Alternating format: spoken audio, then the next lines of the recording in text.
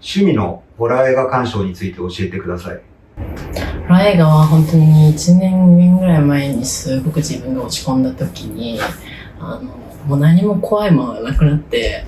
もう殺人鬼だろうが霊だろうが全部かかってこいぐらいの気持ちになった時にすんごい見てたんで、毎日もう3本ぐらい見ないと寝れなくて、で、見てて、で、日本の映画も海外の映画も怖いの好きなんですけど、小学生の時に物語文と説明文っていうのがあって、説明文で海外と日本の違いっていう説明文が短いのがあって、で海外は怖いものっていうとモンスターとかゾンビとか、それを人間が戦って制圧してハッピーエンドみたいなものにするんですけど、日本は地震とか災害とかが多いから収まってくださいみたいな、霊もご先祖様だったり神様だったりするので捧げ物生贄みたいな感じでこう敬うみたいな、恐れるみたいな字があると思うんですけど、畏怖みたいな、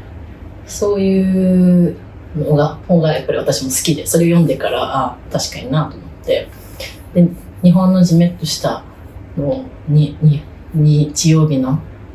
夕方とか雨降っててみたいな時に見るのが好きなんですけど、一番日本で好きな映画は黒沢清監督のカイロ。黒沢清監督の映画はみんな好きなんですけど、カイロはすごい自分の中の霊に対する解釈みたいなのとかがすごい細かく描かれてて、すごい面白かったですね。で、海外は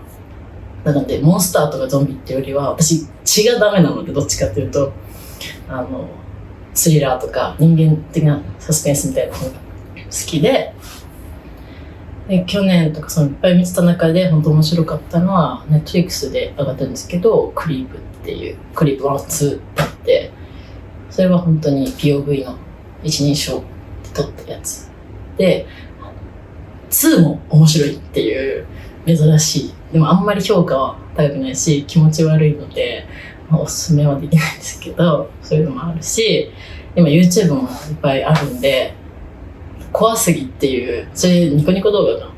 怖すぎ、白石監督、貞子 VS 佳代子を撮った白石監督が撮ってたシリーズが大好きで、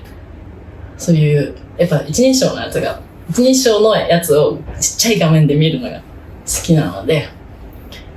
この前見かけたのフェイクドキュメンタリー Q っていうドゾゾっていうチャンネルの制作の人がやってるみたいなんですけど、すごい地味で、それも日本の制作で静かで寂しい感じのホラー映画がすごく好きです。